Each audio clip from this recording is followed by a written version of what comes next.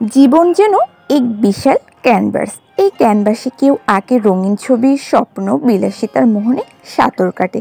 আর আমি সেই ক্যানভাসে সাদা কালো দাগ, যে জগৎটাকে দেখি বাস্তবার চোখ দিয়ে। চারপাশে রঙিন মুখোশ, চমৎকার আলো, বিলাসিতা, বাহারি রঙে এক ভিন্ন জগৎ।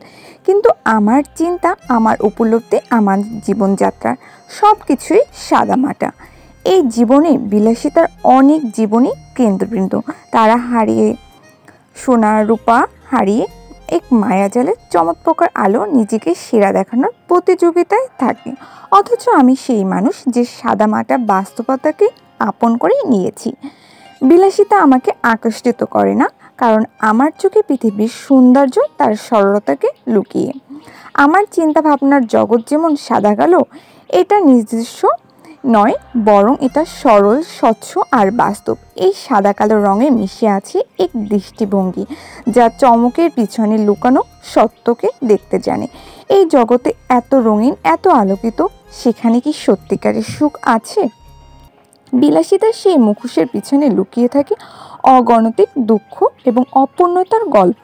চারপাশে এত কৃত্রিম রং, এত মোহর, কারণ আমি জানি সেই রঙের সাময়িক, সেগুলো মুছে যাবে সময়ের সাথে সাথে।